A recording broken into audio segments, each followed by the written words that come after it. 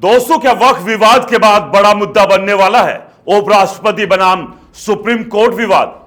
क्या गुजरात लॉबी के इशारे पर उपराष्ट्रपति ने संभाला है मोर्चा? क्या वक्फ विवाद को दबाने के लिए खड़ा किया जा रहा है नया विवाद? क्या एक सोची समझी रणनीति का हिस्सा है यह नया विवाद, या फिर सुप्रीम कोर्ट राष्ट्रपति को हिदायत देकर सही में एक गलत फैसला ले चुका है? दोस्तों, ये तमाम वो सवाल है जो अब नए विवाद को उपजने के बाद खड़े हुए हैं, और इन तमाम सवालों के जवाब हर कोई जानना चाहता है। तो आपसे अनुरोध है कि इस वीडियो को अंत तक जरूर देखें। नमस्कार, मेरा नाम है राजकीय वर्मा और आप देख रहे हैं रिपोर्टर जी। दोस्तों, आज मैं जो खबर लेकर आया हूं वो संविधान के गलियारों से लेकर सत्ता के सिंहासनों तक हलचल मचा रही है।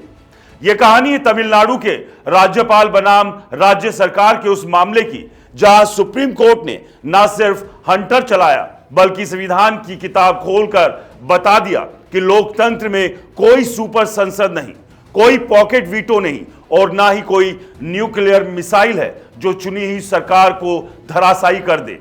लेकिन इस फैसले से उपराष्ट्रपति जगदीप धनखड़ की बौखलाहट ने एक नया सवाल खड़ा कर दिया। क्या यह गुस्सा सुप्रीम कोर्ट पर है या उस व्यवस्था पर जो अब तक बिलों को दबाकर विपक्षी सरकारों को परेशान करती रही? दोस्तों, 8 अप्रैल 2025 को सुप्रीम कोर्ट ने तमिलनाडु सरकार बनाम राज्यपाल मामले में एक ऐसा फैसला सुनाया जिसने न सिर्फ तमिलनाडु के राज्यपाल RN रवि को कटघरे में खड़ा कर दिया बल्कि पूरे देश के राज्यपालों को एक सख्त संदेश दिया।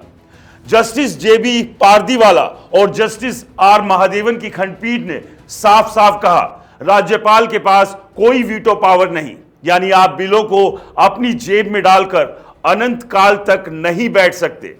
तमिलनाडु के 10 विधेयकों को जो जनवरी 2020 से अगस्त 2023 तक विधानसभा में पारित हो चुके थे, राज्यपाल ने 2 साल से ज्यादा समय तक लटकाए रखा।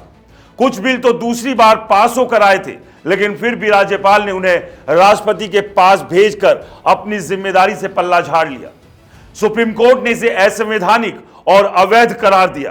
कोर्ट ने संविधान के अनुच्छेद 200 का हवाला देते हुए कहा कि अगर विधानसभा ने बिल को दोबारा पास कर दिया तो राज्यपाल को उसे मंजूरी देनी ही होगी, उसे राष्ट्रपति के पास भेजने का कोई अधिकार नहीं, और अगर भेजा भी है तो राष्ट्रपति के पास उसे अनिश्चित काल तक लटकाने का कोई पॉकेट वीटो नहीं है। कोर्ट ने तो यहां तक कह दिया कि राष्ट्रपति के फैसले की न्यायिक समीक्षा हो सकती है, और अगर बिल में कोई मनमानी या दुर्भावना दिखी तो सुप्रीम कोर्ट उसकी खबर लेगा। लेकिन सबसे चौंकाने वाली बात, कोर्ट ने अनुच्छेद 142 की अपनी विशेष शक्तियों का इस्तेमाल करते हुए उन 10 विधेयकों को 18 नवंबर 2023 से ही मंजूर मान लिया। यानी बिना राज्यपाल की औपचारिक मंजूरी के ये बिल कानून बन गए। संविधान लागू होने के बाद शायद ये पहला मौका है जब ऐसा हुआ। ये वही अनुच्छेद 142 है जिसे उपराष्ट्रपति धनखड़ ने न्यूक्लियर मिसाइल करार दिया। लेकिन सवाल ये, क्या ये मिसाइल लोकतंत्र के दुश्मनों पर निशाना साध रही है या सत्ता के उन गलियारों पर जो चुनी हुई सरकारों को बाधित करना चाहते हैं? अब आते हैं उपराष्ट्रपति जगदीप धनखड़ की उस बौखलाहट पर जिसने इस मामले को और मसालेदार बना दिया। दोस्तों, 17 अप्रैल 2025 को राज्यसभा के एक ट्रेनिंग प्रोग्राम में धनखड़ साहब ने सुप्रीम कोर्ट पर ऐसा हमला बोला कि सुनने वालों के कान खड़े हो गए। उन्होंने कहा, हमारे पास ऐसे जज हैं जो कानून बनाएंगे, कार्यपालिका का काम करेंगे और सुपर संसद की तरह व्यवहार करेंगे। उनकी कोई जवाबदेही नहीं क्योंकि देश का कानून उन पर लागू नहीं होता। और फिर उन्होंने अनुच्छेद 142 को लोकतांत्रिक शक्तियों के खिलाफ 24/7 उपलब्ध न्यूक्लियर मिसाइल करार दे दिया।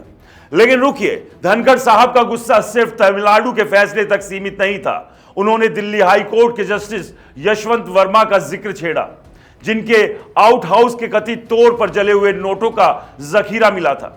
धनखड़ ने सवाल उठाया, इस मामले में अब तक FIR क्यों नहीं हुई? क्या कुछ लोग कानून से ऊपर हैं? उनका इशारा सुप्रीम कोर्ट की उस 3 जजों की इन हाउस कमेटी की ओर था जो इस मामले की जांच कर रही है। धनखड़ के मुताबिक इस कमेटी का कोई संवैधानिक आधार नहीं और कार्रवाई का अधिकार सिर्फ संसद के पास है। अब सवाल यह है, धनखड़ साहब का असली निशाना क्या था? क्या वो वाकई जस्टिस वर्मा मामले में देरी से नाराज थे या ये तमिलनाडु फैसले की आड़ में सुप्रीम कोर्ट को सुपर संसद कहकर चेतावनी दे रहे हैं? क्योंकि जिस अनुच्छेद 142 को वो न्यूक्लियर मिसाइल बता रहे हैं, उसी ने तमिलनाडु के 10 बिलों को कानून बनाया। और जिस समय सीमा की वो आलोचना कर रहे हैं, वो दरअसल चुनी हुई सरकारों को मनमानी से बचाने का एक तरीका है। इस फैसले ने विपक्षी दलों को एक नई ताकत दी है।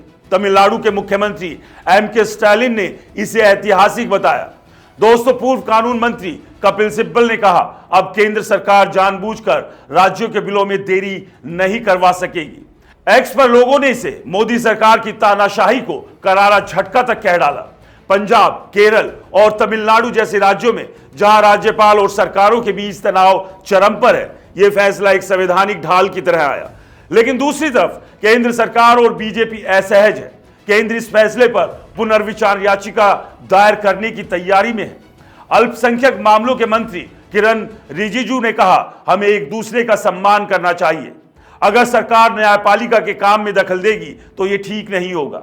अब इसे विश्वास कहें या धमकी, यह आप तय करें। लेकिन इतना साफ है कि सुप्रीम कोर्ट का यह फैसला न केवल सिर्फ तमिलनाडु बल्कि पूरे देश के संघीय ढांचे को मजबूत करने वाला है। लेकिन इस सब के बीच सबसे बड़ा सवाल दोस्तों यह भी है, ये जो नया विवाद उपजा है, क्या ये वक्फ विवाद को दबाने के लिए, या यूं कहें कि वक्फ बिल को लेकर जो एक नई कहानी चल रही है, उस कहानी को पूरी तरह से मिटाने के लिए जानबूझकर पैदा किया गया है? और अगर ऐसा है तो क्या इस सब के पीछे गुजरात लॉबी का हाथ है? ये वो तमाम सवाल हैं और इन सवालों के जवाब उम्मीद है कि आने वाले समय में सबके सामने होंगे। लेकिन एक के बाद एक जिस तरह से लगातार विवाद सामने आ रहे हैं, ऐसे में केंद्र सरकार न केवल विपक्ष बल्कि देश के लोगों के निशाने पर भी है। ऐसे में तमाम लोग यही पूछ रहे हैं कि सरकार जो कर रही है, क्या वो ठीक है? क्या वो संविधान के दायरे में है या फिर ये एक तानाशाही है?